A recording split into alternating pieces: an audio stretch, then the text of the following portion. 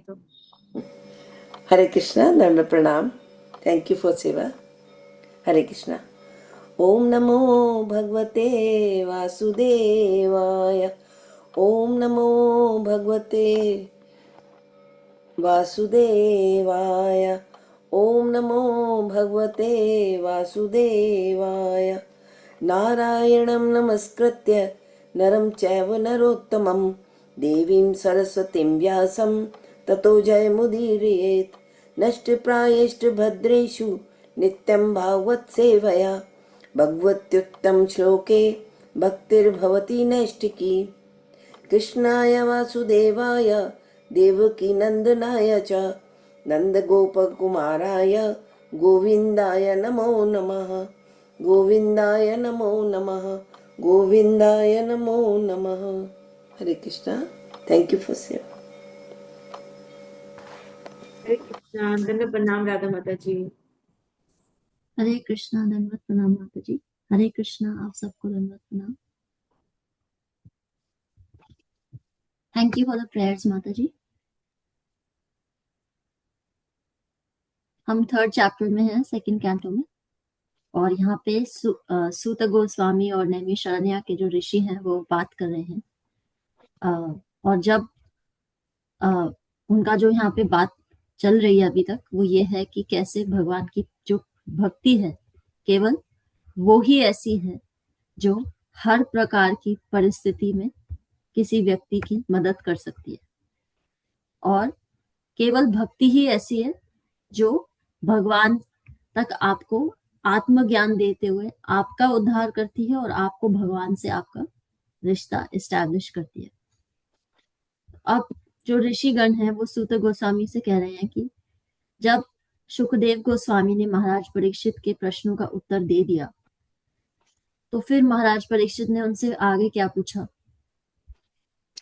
तो फिर अब जो सूत गोस्वामी हैं वो कुछ समय बाद उनको जवाब देंगे.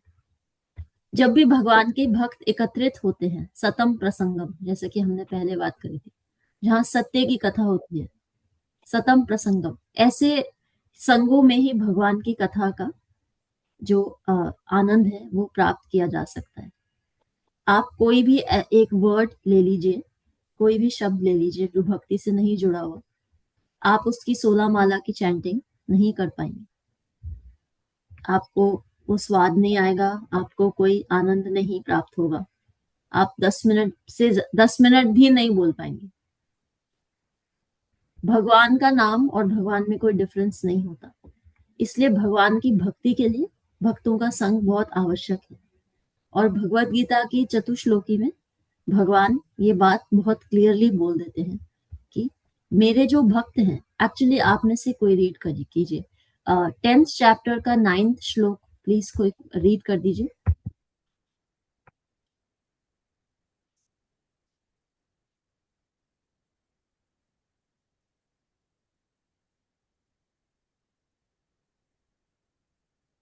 भगवत गीता का माता जी.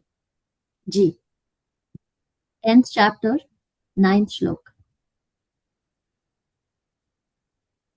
मश्चित्ता मद्वत प्राणा बोधयन्तः परस्परं कथयन्तश्च मां नित्यं तुष्यन्ति च रमन्ति च.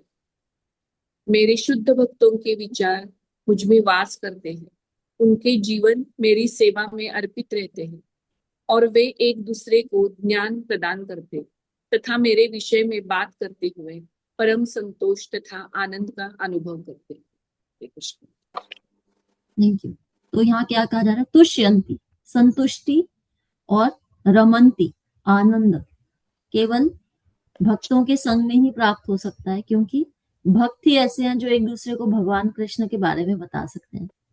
और आपको दुनिया में ऐसे नए लोग मिलेंगे, ऐसी संगत नहीं मिलेगी जहाँ पे भगवान की बात हो रही है.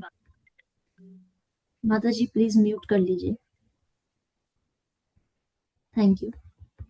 ओके, तो ये तो हुई भक्तों की बात कि भक्त क्या कर रहे हैं. भगवान, उनके जो विचार हैं वो भगवान में बसते हैं और उनकी जो जीवन है वो भगवान के लिए अर्पित है, और उनका जीवन भी अर्पित है, उनका मन भी अर्पित है और उनकी वाणी भी अर्पित है. वो हमेशा एक दूसरे को से भगवान की बात करते हैं और उसमें संतुष्टि और आनंद को प्राप्त करते हैं। अब ऐसे भक्तों के लिए भगवान क्या करते हैं? नेक्स्ट श्लोक अर्चना माता जी आप रीड कर दीजिए। 10th चैप्टर का 10th वर्स। तेषां सततयुक्तानां भजतां प्रीतिपूर्वकं ददामि बुद्धियोगं तं येन मामुपयान्ति ते। तात्पर्य, जो प्रेम पूर्वक मेरी सेवा करने में निरंतर लगे रहते हैं उन्हें मैं ज्ञान प्रदान करता हूँ जिसके द्वारा वे मुझ तक आ सकते हैं। हरे कृष्ण। थैंक यू माता जी। अब ये एक चीज बता रहे हैं भगवान कि जब आप उनसे नित्य जुड़े रहते हैं और प्रीति पूर्वकम भजताम प्रीति पूर्वकम उनका भजन करते हैं, प्रीति से आनंद से करते हैं, प्यार से करते हैं, तो वो आपको ये ज्ञान प्रदान करते हैं कि कैसे आप अपने आप को अपनी कहानी ना समझते हुए, अपनी परिस्थितियां ना समझते हुए, अपनी प्रॉब्लम्स ना समझते हुए, अपनी उपलब्धियां ना समझते हुए, कैसे आप और भगवान के मार्ग पे चल के भगवान को प्राप्त कर सकते हैं। ये पहली चीज यहाँ भगवान एक्सप्लेन कर रहे हैं कि वो क्या करते हैं। ये तो पहली चीज है। नेक्स्ट चीज वो क्या करते हैं? 11th वर्स आशा माता जी आप रीड कर दीजिए please. 10th chapter 11th verse. जी माता जी। तेषाम् एव अनुकम्पार्थम् अहम् अज्ञानजं तमः नाशयामि आत्मभावस्थः ज्ञानदीपेन भास्वता। मैं उन पर विशेष कृपा करने के हेतु उनके हृदयों में वास करने हेतु ज्ञान के प्रकाशमान दीपक के द्वारा अज्ञान जन्य अंधकार को दूर करता हूँ। हरे कृष्ण। दंडवत प्रणाम। थैंक यू माता जी। एक चीज तो भगवान क्या कर रहे हैं, वो आपको बता रहे हैं कि आप मेरे पास कैसे आ सकते हो, वो आपको ज्ञान दे रहे हैं। और दूसरा वो क्या कर रहे हैं, जो आपके अंदर अंधकार है उसको मिटा रहे हैं। मतलब हमारे जीवन में बहुत सारी ऐसी चीजें हैं जो हमें अंधकार की तरफ खींचती हैं। जब हम प्लांट्स भी उगाते हैं, पौधे भी उगाते हैं, फूल भी उगाते हैं, तो बहुत सारे वीड्स आ जाते हैं गार्डन में।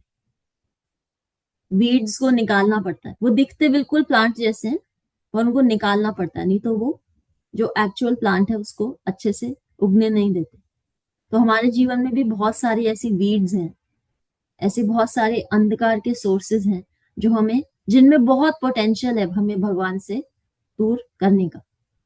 अगर हम थोड़े से उस दिशा में चले जाएं तो अंधकार हमें इजीली खींच सकता है। तो भगवान वैराग्य भी देते हैं। आपको वैराग्य होगा तभी तो आपको लगेगा ना ये अंधकार है, नहीं मुझे ये नहीं चाहिए। नहीं तो हर चीज, अगर आप में भक्ति नहीं है और भगवत ज्ञान नहीं है तो फिर तो आपको हर चीज, दुनिया की सब चीजें अच्छी लगेंगी। तो भगवान ज्ञान और वैराग्य दोनों देते हैं और वो भक्तों के संग में ही दे सकते हैं आपको, क्योंकि वही ऐसा सिचुएशन होती है जहां पे एक भगवान सेंटर में होते हैं, हम सेंटर में नहीं होते। जब जब आप जीवन में अपने आप को सेंटर में रखेंगे तब तब आप दूसरों के जीवन को नियंत्रित करने का प्रयास करेंगे और खुद भी भगवान से दूर जाएंगे और दूसरों के जीवन को भी भगवान से दूर करेंगे। तो ये जो मेंटालिटी होती है ये पूतना वाली होती है, राक्षसों वाली मेंटालिटी होती है कि खुद की स्वार्थ के लिए।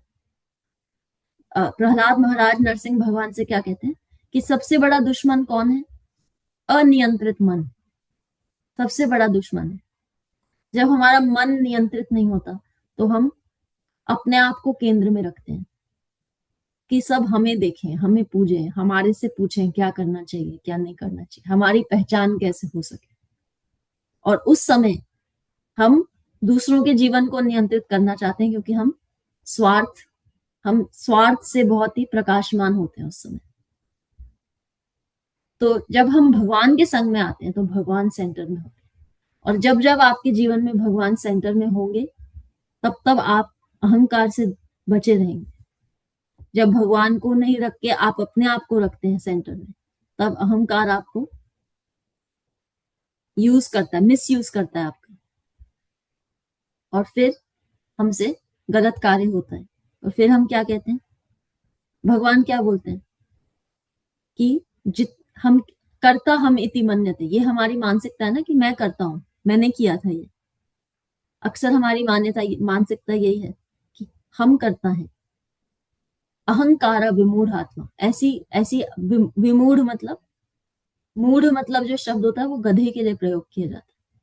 विमूढ़ आत्मा, ऐसा जो मानसिकता है कि मैं करता हूं, वो गधों वाली मानसिकता है। और ये कहाँ से उत्पन्न होती है? अहंकार, अहंकारा विमूढ़ आत्मा करता हम इति मन्यते। और वास्तविक में कौन करता है सब? प्रकृति क्रियमाणानि गुणे कर्माणि सर्वशः। आप कुछ इच्छा करते हैं। कई लोग बोलते हैं कि कर्म क्या है? आपकी परिस्थितियां आपके कर्म है। जिस परिस्थिति में आप हैं वो आपके कर्म है, आपकी कर प्रकृति क्रियमाणानि, प्रकृति ही आपको उन परिस्थितियों में लाई है। आप थोड़ी लेके आए हो, आपने थोड़ी अपनी परिस्थितियां क्रिएट करी। आपने जो कर्म किए थे उसी से प्रकृति ने आपको आज की सिचुएशन और परिस्थिति दी है। प्रकृति क्रियमाणानि, तो कुछ अच्छा भी है तो भी आपकी वजह से नहीं है। और अगर कुछ आपके जीवन में अनचाही प्रॉब्लम आ रही है तो वो इसलिए आ रही है बिकॉज आपने वो प्रकृति में आपने क्रिएट करी थी, तो वो आ रही है आपके पास। प्रकृति क्रियमाणानि, कर्म हमारी परिस्थितियां हैं, जो हमारे परिस्थितियां हैं वो हमारे कर्मों का रिफ्लेक्शन है। ओके, तो यहाँ पे शुकदेव गोस्वामी और नैमिषारण्य के ऋषि जो हैं वो इस चीज पे फोकस कर रहे हैं कि कैसे हम और ज्यादा भगवान को जान सकें, और ज्यादा भगवान के बारे में सुन सकें। और जितना हम सुनेंगे उतना हम भगवान को सेंटर में रखेंगे और खुद को नहीं रखेंगे। जब हम भगवान को सेंटर में रखते हैं तब हम अहंकार से बच जाते हैं। जब नहीं रखते तो फिर हम क्या बन जाते हैं? विमूढ़ आत्मा। विमूढ़ आत्मा, हम अपने आप को कर्ता मान लेते हैं और फिर हम अहंकार से दुनिया में घूमते हैं। तो हम 16th श्लोक से स्टार्ट करेंगे। वया सकिश्च भगवान वासुदेवा परायणः उरुगाया गुणोदारः सतां स्युर्हि समागमे। हरे कृष्ण। वयास्किश्च भगवान वासुदेव परायणा उद्गाय गुणोदारा सताम सयुर्हि समागमे। व्यास पुत्र श्री सुखदेव गोस्वामी दिव्य ज्ञान से पूर्ण भी थे और वसुदेव पुत्र भगवान श्री कृष्ण के महान भक्त भी थे। अतः भगवान कृष्ण विषयक चर्चाएं अवश्य चलती रही होंगी, क्योंकि बड़े बड़े दार्शनिकों द्वारा तथा महान भक्तों की सभा में श्री कृष्ण के गुणों का गान होता रहता है। हरे कृष्ण। Thank you. तो जो ऋषिगण है वो सूत गोस्वामी से कह रहे हैं कि महाराज परीक्षित के सब प्रश्नों के बाद शुकदेव गोस्वामी ने और क्या कहा, और अब वो शुकदेव गोस्वामी के लिए कह रहे हैं कि शुकदेव गोस्वामी जो हैं वो तो व्यासदेव के पुत्र हैं, जिनको पूरा भागवत ज्ञान है, परम ज्ञान है, और वो भगवान के भी भक्त हैं। यहाँ पे क्या कहा जा रहा है? वासुदेव परायण, जो वासुदेव के परायण है। और यहाँ पे वासुदेव परायण दो जने हैं, शुकदेव गोस्वामी भी हैं और महाराज परीक्षित भी हैं। दोनों के लिए वो कहा जा रहा है कि जब ऐसे सभा में जहाँ पे वासुदेव परायण लोग उपस्थित थे, तब शुकदेव गोस्वामी ने उरुगाया गुणोधरा, उन्होंने भगवान कृष्ण के गुणों के बारे में क्या क्या कहा। क्योंकि जहां भक्त इकट्ठे हुए हैं, जहां वासुदेव परायण लोग एकत्रित हुए हैं, वहां तो ये बहुत आम बात है कि भगवान कृष्ण की गुणों की और लीलाओं की चर्चा हुई होगी। तो और उन्होंने फिर और क्या कहा, और यहाँ पे भी वो शब्द कहा जा रहा है, सताम स्युर ही समागमे। सताम, जो सत्य का संग करते हैं, जो सत्य कथा का संग करते हैं, वो ऐसे भक्तों के संग में भगवान कृष्ण के बारे में और क्या कहा गया। 17 आयुर्हरति वै पुंसाम उदयन अस्तम च यन असौ तस्यर्ते यत् क्षणोनिता उत्तम श्लोक वार्ताय। आयुर्हर्ति वै पुंसाम् उद्यतस्तं च यन्सो तस्य अर्थे यत् क्षणो नीत उत्तम श्लोक वार्तया। उदय तथा अस्त होते हुए सूर्य सबकी आयु को क्षीण करता है, किंतु जो सर्वोत्तम श्री भगवान की कथाओं की चर्चा चलाने में अपने समय का सदुपयोग करता है, उसकी आयु क्षीण नहीं होती। माता जी एक बार और हिंदी ट्रांसलेशन रीड कर दीजिए। हाँ जी। उदय तथा अस्त होते हुए सूर्य सबकी आयु को क्षीण करता है, किंतु जो सर्वोत्तम श्री भगवान की कथाओं की चर्चा चलाने में अपने समय का सदुपयोग करता है, उसकी आयु क्षीण नहीं होती। Thank you. आजकल एंटी एजिंग जो मार्केट है उसका बहुत बहुत पॉपुलर मार्केट है। एंटी एजिंग, बुढ़ापा किसको कैसे प्रिवेंट किया जाए, तो यहाँ पे उसका उत्तर दिया गया है कि आप कैसे उसको प्रिवेंट कर सकते हैं।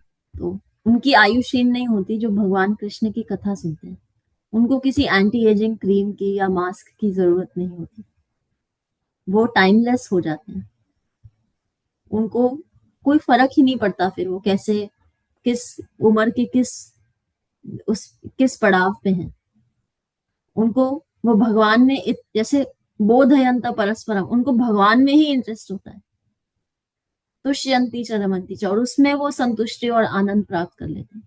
तो फिर वो कैसे प्रतीत हो रहे हैं और क्या उनकी उम्र है, उनको कोई इस बात में इंटरेस्ट नहीं रह जाता। जो 6 गोस्वामी थे वृंदावन के, वो सोना भूल जाते थे कई बार, तो याद नहीं आता था कि हमें सोना है, क्योंकि वो इतने अपने भगवान में इतने लगे हुए थे, इतने उनको सिर्फ इंटरेस्ट था कि हम कैसे भगवान को जान सकें। कई बार वो हर रात को अलग वृंदावन के अलग वृक्ष के नीचे जाके सोते थे कि हर वृक्ष पे में भगवान ने अलग लीला करी, तो हम यहाँ सोएंगे तो हमें क्या पता उस लीला के दर्शन हो जाए। तो वो ये नहीं सोच रहे थे हम तो अब 90 साल की उम्र के हो गए, अब 95 साल के हो गए, अब पता नहीं हमसे हमारा क्या होगा, हम कितने कैसे दिखते हैं, कैसे हमारा शरीर कैसा हो गया है। नहीं, उनको पता था कि वो इस इस पूरे ब्रह्मांड की जो बेस्ट एंटी एजिंग थेरेपी है उसको ले रहे हैं वो, उसके अलावा उनको किसी चीज की आवश्यकता नहीं है। और जिस समय आपका मन भर जाता है ना भगवान से, जिस समय आपका मन भगवान में रमने लग जाता है, क्योंकि ये मन ही हमारा सबसे बड़ा दुश्मन है, जो अनकंट्रोल्ड माइंड है, अनियंत्रित मन हमारा सबसे बड़ा दुश्मन है। और जिस समय वो भगवान में लग जाता है तो फिर वो अपने आप नियंत्रित हो जाता है, उसको अलग से जाके नियंत्रित करना नहीं पड़ता। और उसके बाद फिर हमें कोई इंटरेस्ट नहीं रह जाता हमारे अपीयरेंस में, हम कैसे दिख रहे हैं, हमारे कृष्ण कैसे दिख रहे हैं, वो कैसे हैं, खुश हैं, खा रहे हैं, पी रहे हैं, सो रहे हैं आराम से, उसमें इंटरेस्ट रह जाता है हमें। तो यहाँ पे कहा जा रहा है कि सूर्य उदय होता है, उदयन और अस्तम ये कहा जा रहा है, और आयु जो होती है वो हरी जाती है लोगों की, एक एक दिन करके, एक एक पल करके हरी जाती है। अब जैसे हम बाल की बात करते हैं या नाखून की बात करते हैं, तो आप वो बढ़ते हुए आपको नहीं दिखाई देते कि रोज कितने बढ़ गए, फाइनली जब वो बढ़ जाते हैं तब आप उसे काट देते हो। पर आप रोज थोड़ी देखते हो कि आज आज ये 1/4 इंच बढ़ गया, फिर आज आधा इंच और बढ़ गया, फिर 1 इंच और बढ़ गया, आप ऐसे नहीं देखते। फाइनली जब वो बड़ा हो जाता है आप उसे काट देते हो। सेम विद हमारे जो बाल होते हैं, सेम यही हमारी आयु के साथ होता है, हमारी एबिलिटी के साथ होता है। रोज हमारी जो एबिलिटी है, हमारी जो आयु है वो कम हो रही है, पर जब हम भगवान कृष्ण के साथ जुड़ जाते हैं तब ऐसा नहीं हमारी आयु कम नहीं होती। आयु तो जो हमारा जो जीवन शेष रह गया है वो तो उतना ही रहेगा जितना की है, पर हम उससे इतना अच्छे से यूज करने लग जाते हैं कि फिर हमें ये आभास नहीं होता कि मेरा इतना सा ही तो जीवन रह गया है। फिर हम जो हमारे पास है उसको इतने उत्साह से यूज करते हैं, इतनी धैर्य और इतने एक डिटर्मिनेशन से यूज करते हैं कि अब हम भगवान के लिए हैं और भगवान की सेवा में ही हम अपना जीवन व्यतीत करना चाहते हैं। हमारे जीवन में कोई डिस्ट्रैक्शन नहीं रह जाता, कोई वीड्स नहीं रह जाते जो हमें अंधकार की ओर आकर्षित करें। ऐसी परिस्थिति में आने के बाद जो हमारी आयु है, हम उसके साथ नहीं जुड़ते, क्योंकि हमें ये रियलाइजेशन हो जाती है कि मैं आत्मा हूं और अब मैं अपने सोर्स परमात्मा से जुड़ गई हूं। तो जो आत्मा है वो तो नित्य है, वो तो इटर्नल है। तो जब उसको ये रियलाइजेशन हो जाती है कि इस जीवन के बाद भगवान से मैं शायद भगवान के धाम में भगवान से मिल पाऊंगी, तो ये तो जीवन के बाद की बात होगी। लेकिन जीवन में रहते रहते जीवन मुक्त हो जाना, उसी को ही कहा जा रहा है कि आयु का फिर कोई उसे आभास नहीं होता, क्योंकि वो जीवन में ही अपने शरीर में रहते हुए भगवान कृष्ण से एक रिलेशनशिप बना चुकी है। और भक्ति के लिए क्या कहा जाता है? स्व अल्पम। अल्प मतलब कम, अब सुअल्पम कर दो उसे, बहुत ही कम। सुअल्पम अप अस्य धर्मस्य, अगर थोड़ी सी भी भक्ति के पथ पे, यहाँ कहा जा रहा है सुअल्पम, बहुत थोड़ी, थोड़ी सी भी प्रोग्रेस कोई कर ले, त्रायते महतो भयात, जो बहुत बड़ा भय है जन्म मृत्यु जरा व्याधि का, उससे वो व्यक्ति बाहर निकल जाता। त्रायते जैसे मंत्र कहते हैं, जो मंत्रा, जो मन की मंत्रा, जो मन को शांत कर देता है। त्रायते, जो भक्ति के पथ पे आता है वो उसको, भक्ति उसको इस जन्म मृत्यु जरा व्याधि के चक्र से बाहर निकाल देती है। यहाँ पे ये कहा जा रहा है थोड़ी सी भी हम प्रयास करें। जैसे कोई भी हम मेडिसिन लेते हैं, अगर उसे इंजेक्शन के रूप में लगाया जाता है, एक तो होती है दवाई आप खाते हैं, उसको खाने के कुछ समय बाद उसका एक्शन शुरू होता है। एक होती है दवाई जिसको आप इंजेक्शन के रूप में लगाते हैं और उसका जो एक्शन होता है वो बहुत जल्दी शुरुआत हो जाती है जैसे उसको लगाया जाता है।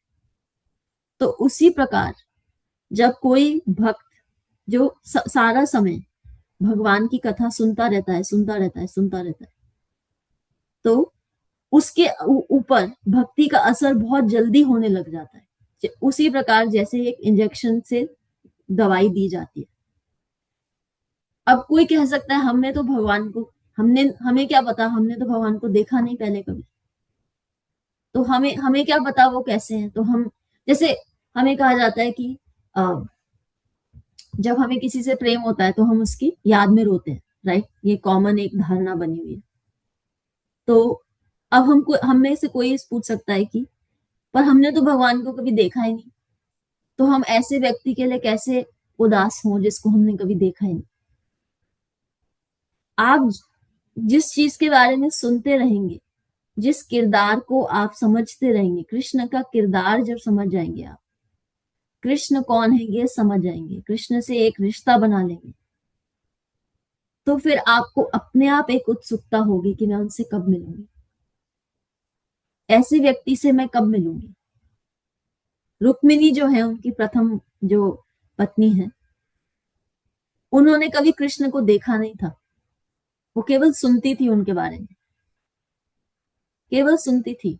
और उन्होंने जब पत्र लिखा कृष्ण से तो क्या कहा कि आपका कंपैरिजन तो आपसे ही हो सकता है, क्योंकि आप जैसा तो कोई है ही नहीं इस दुनिया में, और आप अगर मुझे एक्सेप्ट नहीं करेंगे तो मुझे ऐसा बना दीजिए कि मैं 100 जन्मों तक तपस्या करके आपको प्राप्त कर लूं, क्योंकि शिव जी भी तपस्या करते हैं आपके चरण के दर्शन करने के लिए।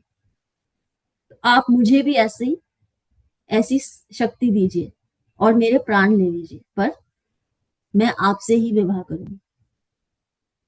और कृष्ण ने क्या कहा?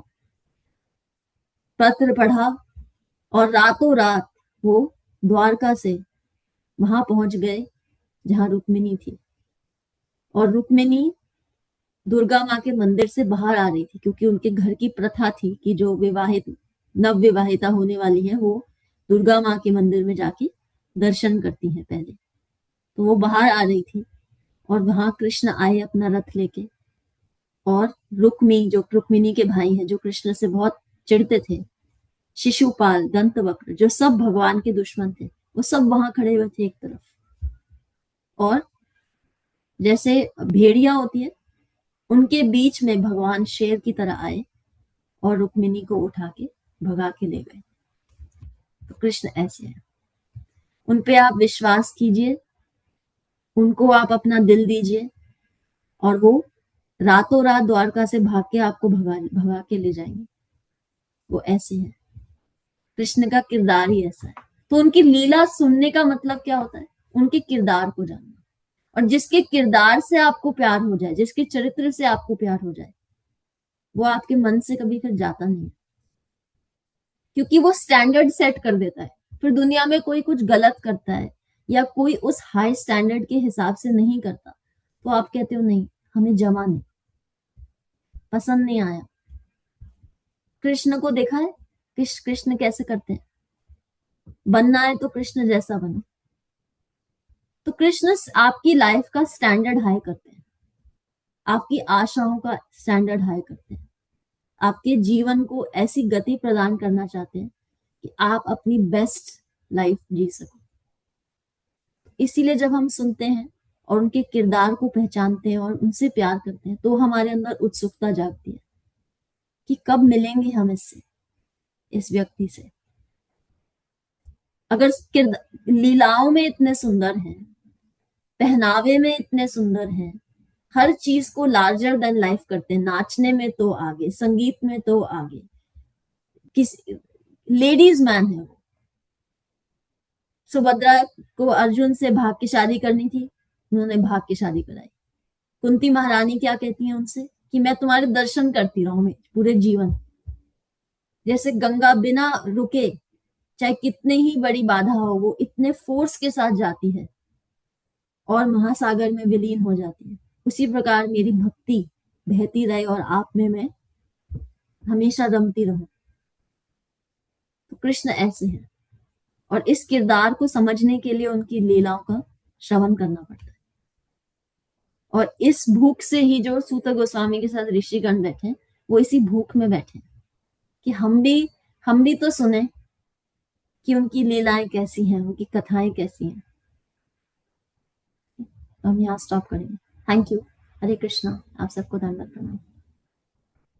की लर्निंग और प्रश्न।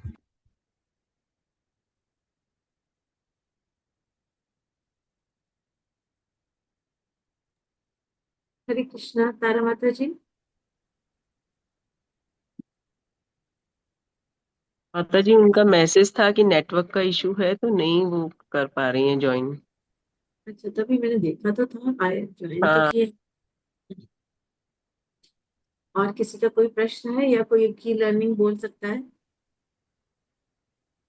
अर्चना माता जी, की लर्निंग बोल सकते हो? जी माता जी, अ, आज के उससे ये ज्ञात हुआ कि वैसे तो माता जी पहले भी हमें बताती हैं, कितना हम लोग एब्जॉर्व कर पाए ये पता नहीं, लेकिन अनन्य भक्ति से हम अपने मन में एक डीप गहरा प्रेम अपने महसूस करें भगवान के लिए, भगवान कृष्ण के लिए, और विश्वास रखें तो हमें हर हर हमारी जो डिफ़िकल्टी है हमारी लाइफ की, उससे हमें पार कर देंगे भगवान, और हमें उससे खींच के ऊपर ले जाएंगे। पर हमें उससे उस तरह का विश्वास और उतना प्रेम, गाढ़ा प्रेम हमें उनके लिए अपने मन में डेवलप करना पड़ेगा। हरे कृष्ण। थैंक यू माता जी। हरे कृष्ण। हरे कृष्णा। किसी का कुछ यस प्रश्न? माता जी। हरे कृष्ण माता जी, मेरा आज कोई क्वेश्चन नहीं है, लेकिन मैंने जो आपने जो अभी कहा, वो ऐसा महसूस किया कि भागवतम गीता जी आपसे पढ़ते पढ़ते आज जो आपने कहा, वैसे मेरा बर्ताव हो गया कि जैसे मैं सबको संभाल रही हूँ एज अ पेशेंट की तरह। मतलब कि ये बच्चे हैं, या मतलब ये कोई फ्रेंड है, या कोई ये है, ऐसा प्रेम नहीं होता इनसे।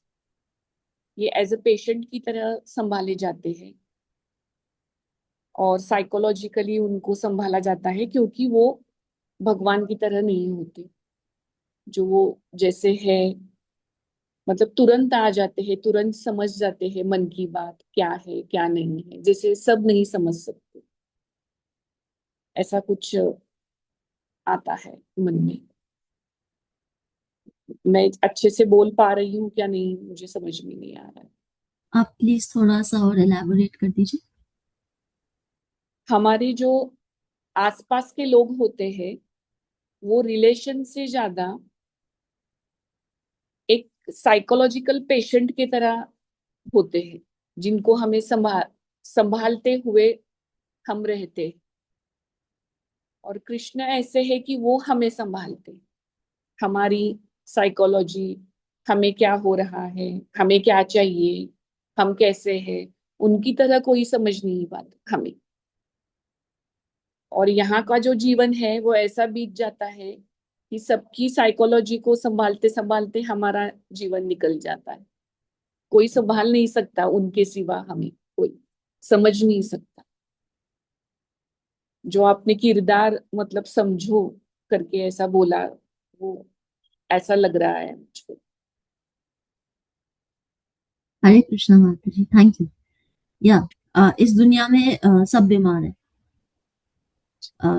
ये दुनिया को एक हॉस्पिटल से कंपेयर किया जाता है।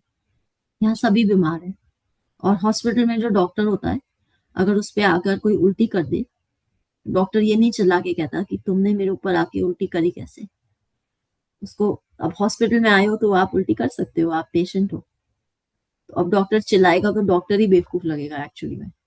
सो इसीलिए हमें हम सब साइकोलॉजिकली किसी ना किसी रूप में पीड़ित हैं। कई बार हम सोचते हैं कि डिसेबिलिटी, कोई हैंडीकैप्ड है तो केवल वही है जो व्हील चेयर पे है या किसी प्रकार से चल नहीं सकता, उठ नहीं सकता। किसी ना किसी रूप में हम सब हैंडीकैप्ड हैं। कुछ लोगों की हैंडीकैप दिखाई देती है और 90% लोगों की दिखाई नहीं देती, क्योंकि हमारा मन जो है वो हमें बहुत रूप में विकलांग कर सकता है। इसीलिए अनियंत्रित मन को ही सबसे बड़ा दुश्मन माना गया है शास्त्रों द्वारा भी। भगवान ही ऐसे हैं जो हमारी साइकोलॉजी को समझते हैं, और हम सबकी साइकोलॉजी ठीक नहीं कर सकते, ना हमारी रिस्पॉन्सिबिलिटी है वो ठीक करना। हम किसी को गाइड कर सकते हैं। अब जैसे वही वाली बात है कि आप भक्ति में आए, सब भक्ति में आए, और अब आपको लगे कि मुझे तो भक्ति करने से बड़ा लाभ हो रहा है, मतलब आध्यात्मिक लाभ हो रहा है। अब आप सोचें कि मुझे हो रहा है तो सबको होना चाहिए। अब मैं सबको जाके बोलूंगी घर में कि तुम भी करो, तुम भी करो, और तब तक बोलती रहूंगी कि जब तक वो मेरी बात सुन नहीं लेंगे। तो फिर ये वही वाली बात है कि हम अपनी, जब तक हम जगे नहीं तब तक जैसी दुनिया चल रही थी ठीक है, अब हम जग गए तो अब हमारे हिसाब से चलो, वो नहीं हो सकता। हम ऐसे नहीं कर सकते। सबकी अपनी जर्नी है भगवान तक आने की, और ये भगवान की रिस्पॉन्सिबिलिटी है।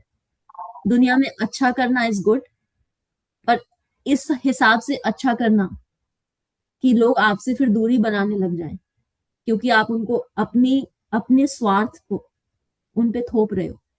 आपकी ऊपर से इंटेंशन अच्छी है, सपोज कि भक्ति में आओ, पर अंदर से क्या है, मेरे जैसे बनो, मेरे जैसे बनो। तो हम सबकी साइकोलॉजी करेक्ट नहीं कर सकते, और ये हमारी रिस्पॉन्सिबिलिटी है भी नहीं। जितनी हमारी रिस्पॉन्सिबिलिटी है हमें करनी चाहिए, पर जब हम ओवर रिस्पॉन्सिबिलिटी ले लेते हैं और एक ऐसे किरदार को कि हम आइडियल हैं, हम सबसे बड़े रोल मॉडल हैं, लोग हमें देखें, तो फिर वो साइकोलॉजी करेक्शन नहीं होता, वो सेल्फिशनेस का प्रोजेक्शन होता है कि मैं महान हूं, मेरे जैसे बनो। महान एक ही है, भगवान, और उनको जिसको जैसे बनाना है वो बना देंगे। We can only be an example. हमारी एक्शंस, हमारे वर्ड्स जब मैच करते हैं तब हम एक्चुअली में आइडियल बनते हैं। और भगवान ऐसे हैं जो हमेशा जो वो बोलते हैं वो करते भी हैं। पर हम सबकी रिस्पॉन्सिबिलिटी नहीं ले सकते, ना हमसे ये एक्सपेक्टेशन रखी गई है। Thank you. माता जी, आपने जो अभी अभी बोला, इससे जो मेरे को 2-3 रियलाइजेशन हुए थे वो याद आ गए एकदम से। तो मैंने सोचा था कि जिस दिन कभी भी ऐसा बात होगी तो मैं कहूंगी कि क्या पता मेरी इस उससे बाकी को भी किसी को फायदा हो जाए। तो जैसे मतलब रूटीन में भी हम बोलते हैं कि आपकी जबान पे 24 घंटे में एक बार सरस्वती विराजती है, इसलिए सोच समझ के बोलना चाहिए। जो बोलते हैं वो क्या सुन लें वो ये नहीं पता। तो भगवान जब अच्छा सुनते हैं और हमें ये रियलाइज होता है कि हाँ कृष्णा हमें सुनते हैं, जब हमारे काम पॉजिटिव होते हैं तो हम कहते हैं हाँ कृष्णा ने सुना। पर कृष्णा आपका नेगेटिव भी सुनता है ना।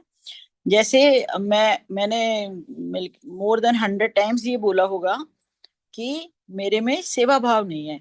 मैं काम, जैसे अभी योगिता माता जी ने बोला ना कि वो मैकेनिकल मैं सबके काम कर देती हूँ, और वो मेरे अंदर से ऐसे नहीं आता कि सेवा भाव है। और ये मुझे कब रियलाइज हुआ था कि मेरी एक फ्रेंड बीमार थी और मेरी दूसरी फ्रेंड उसकी केयर करने पे यहाँ बैठी हुई थी, है ना, उसकी सर्जरी हुई थी तो वो पूरे टाइम यहाँ बैठी थी। तब मैंने ये रियलाइज किया कि इसका काम तो मैं भी कर रही हूँ और ये भी कर रही हैं, पर मैं तो मैकेनिकल होके कर रही हूँ और ये सेवा भाव से कर रहे हैं। तो मैं सोचती थी कि मेरे में ये सेवा भाव क्यों नहीं है, पर मैं नहीं है, मतलब मैं, और ये ना मैं अपने घर में भी बोल देती थी, फ्रेंड सर्कल में भी बोल देती थी। एक चीज मैं ये बोलती थी, और दूसरी मैं जब, जैसे होता है ना आपको अननोइंगली आपको अभिमान हो जाता है अपने, कभी प्रोफेशन पे हो जाता है, कभी रिलेशनशिप पे हो जाता है। तो वो एक कहते हैं नजर लग जाती है, दूसरा आप बोलते हो वो सच हो जाता है। तो ऐसे मैं नेगेटिव एक तो ये चीज बहुत बोलती थी अपने लिए, और एक मैं ये बोलती थी कि हमें अपना तो कोई दुख नहीं है, दूसरे के दुख में ही हम घुले रहते हैं, है ना। ये भी मैंने कई बार बोला। तो फिर मैंने एक दिन रियलाइज किया कि मैं ये बोलती थी, इसलिए भगवान ने मुझे ऐसा वो दे दिया कि अब तू सेवा करती रहे जब तक जिंदा रहे, है ना, किसी दिन तेरे को रियलाइज हो जाएगा, है ना। तो ये मेरे नेगेटिव उसका मुझे ये दिखा कि हाँ ये भगवान ने देखो मेरी वो नेगेटिव चीज भी सुनी, और अब मुझे वो उन्होंने इतना सेवा करने को दे दिया कि किसी दिन तो मुझे लगेगा कि मैं सेवा करूं, सेवा कर रही हूँ, ये मैकेनिकल नहीं है, ऐसे दे दिया उन्होंने। और दूसरा जो मैं ये कहती थी कि दूसरों के दुख में, तो उन्होंने मुझे अपना दुख भी दे दिया। तो इसलिए मैं ये सोचती हूँ कि सबको ये करना चाहिए कि ऐसी चीजें बोलनी नहीं चाहिए, है ना। अब मैं सोचती हूँ मैंने तो कितनी बार बोला, कितनी बार किसी दिन सुन लिया, बेचारे भगवान ने कहा अच्छा तेरे को सेवा चाहिए लिख कर, और तेरे को दुख चाहिए ले ले। तो इंसान को कभी मेरे ख्याल में ऐसे बहुत सोच समझ के ही बोलना चाहिए, कभी भी इस तरह की चीज नहीं बोलनी चाहिए। और अगर वो बोल देता है तो उसका कोई काट है क्या, मतलब कृष्णा का क्या, मेरे ख्याल में यही है अपना जाप, और इससे ही कटेंगी वो चीजें। ये मेरे को एकदम से रियलाइज हुआ, तो मैंने कहा चलो मैं ये शेयर करती हूँ। हरे कृष्णा। थैंक यू माता जी, थैंक यू फॉर शेयरिंग। भगवान भगवद गीता में कहते हैं कि जो कर्म है उसको समझना बहुत कठिन है, कि कर्म की जो लॉज हैं वो इतनी बारीक हैं कि उनको कोई भी नहीं समझ सकता, और उनको समझने का प्रयास भी नहीं करना चाहिए। प्रयास करो तो भी समझ नहीं आता, इतने कॉम्प्लेक्स लाइफ का वो कॉम्प्लेक्सिटी है। और ब्रह्मा जी, जब हम आगे के चैप्टर्स में पढ़ेंगे तो ब्रह्मा जी भी यही कहते हैं कि अगर आप ये ढूंढने लग जाओगे कि ना कि ये जीवन में मेरे जो हुआ है इसका कारण क्या है, तो उस कारण को ढूंढते ढूंढते आप विषाद में चले जाओगे।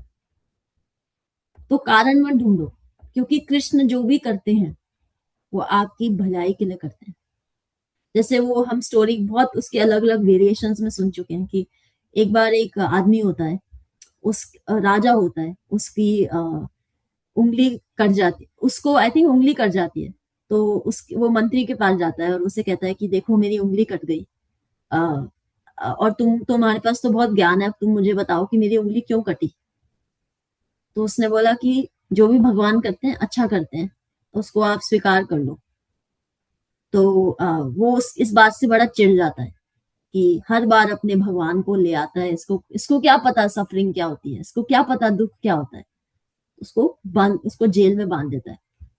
एक हफ्ते बाद वो हंटिंग के लिए जाता है, और हंटिंग करते करते उस वहां के जो जंगल में वो जो लोग होते हैं वो उस राजा को पकड़ लेते हैं, और सोचते हैं कि आज तो हमें बड़ा सुंदर व्यक्ति मिला है, इसकी बलि चढ़ाएंगे।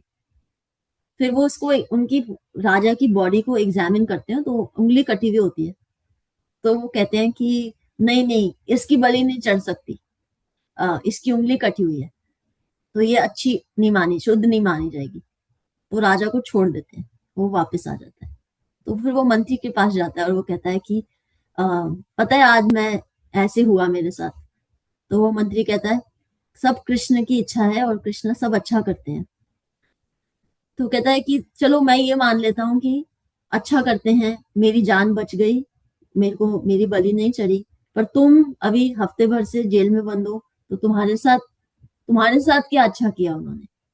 तो वो कहता है कि मैं आपके साथ होता तो मेरी चढ़ जाती बलि, तो मेरी उंगली थोड़ी कटी हुई थी। तो कृष्ण एक्चुअली क्या है, ये जब हम कहानियां सुनते हैं ना, तो कहानियों में तो अभी ये प्रॉब्लम हुई और 5 मिनट बाद या 5 लाइनों बाद उसकी सोल्यूशन आ जाती है। रियल लाइफ में जो प्रोसेस होता है वो कुछ हफ्तों का, महीनों का, कुछ सालों का होता है, पर वो ही हमारी भक्ति की परीक्षा होती है। और उसको परीक्षा नहीं समझना चाहिए। आप भगवान की आंखों में देखिए, भगवान जो है वो हमेशा मुस्कुराते रहते हैं।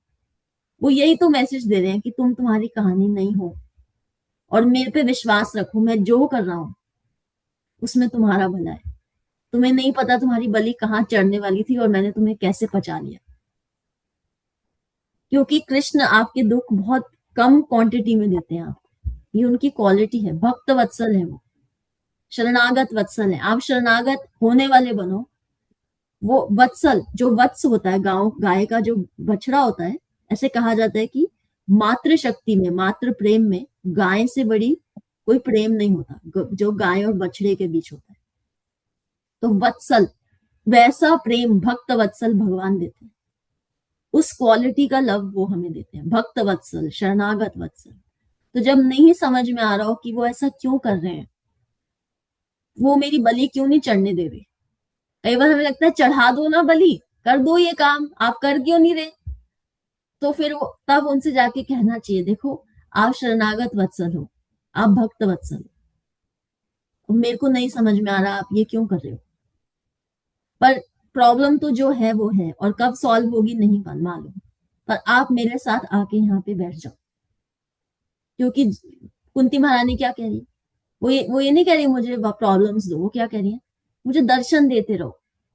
प्रॉब्लम्स तो जब आनी है जानी है तो चलती रहेंगी, आप दर्शन देते रहो मुझे, फिर मुझे एक तसल्ली रहेगी कि कृष्ण मेरे साथ है। और गंगे वोगम उदानवती, फिर मेरी भक्ति वैसे बहती रहे जैसे गंगा जी बहती रहती है, बिना रुके। वो ये कह रही है हमसे, तो हमें भी ये कहने के लिए कहा जा रहा है। Thank you. हरे कृष्ण। सबको दंडवत प्रणाम। सो मच राधा माता जी। बस आप बोलते हो ना तो निगाह बीच बीच में घड़ी पे जाती है कि क्या करें, खत्म करना है, आज टाइम ओवर हो रहा है, लेकिन मन नहीं चाहता कि आप वो कहें कि हाँ अब सेशन का एंड कर दो। करना पड़ेगा, आप ही कर दीजिए प्लीज। Thank you. आप सबकी कृपा से और आशीर्वाद से आज का सेशन बहुत अच्छे से संपन्न हुआ। Thank you. हम सब एक राउंड चैंट करेंगे विनी माता जी के सेफ ट्रैवल्स के लिए। हरे कृष्णा कृष्णा कृष्णा हरे हरे, हरे राम राम राम हरे हरे। हम 1 राउंड ऑफ चैंटिंग करेंगे हम सब के लिए कि भगवान हमें भक्ति के पथ पे उत्साह, निश्चय और धैर्य से प्रगतिशील बनाए। हरे कृष्णा कृष्ण कृष्ण हरे हरे, हरे राम राम राम हरे हरे। कोई special occasion, celebrations? Thank you.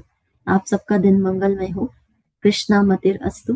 Krishna भगवान आपकी मति चुरा ले और आप में बसे। Thank you. कल मिलेंगे। Thank you. हरे कृष्णा। माता जी देखिए, लर्निंग भी हो गई, स्टोरी भी हो गई, रियलाइजेशन भी हो गई है, सब कुछ हो गया। थैंक यू सो मच माता जी मंगल ध्वनि रह गई। वो सब चलेगा, कोई बात नहीं। नहीं, ऐसे नहीं हो सकता। कोई बात नहीं, अगर किसी को जाना है तो अलग बात है, लेकिन मंगलध्वनि तो करेंगे।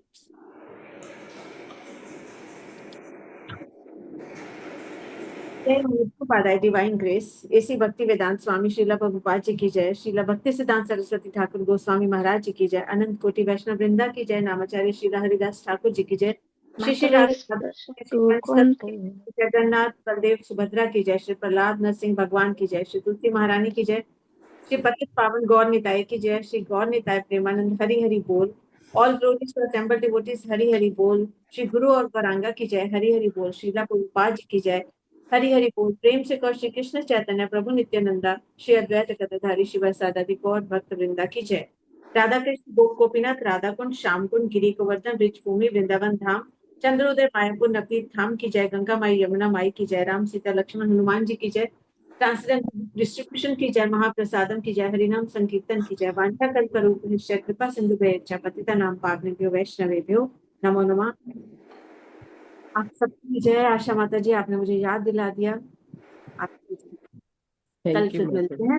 हरे कृष्णा, दंडवत प्रणाम आप सबको। हरे थैंक यू। कृष्णा, दंडवत प्रणाम सभी को।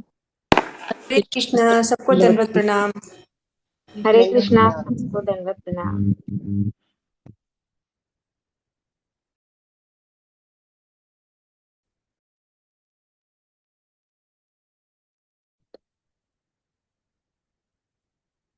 जय श्री कृष्ण।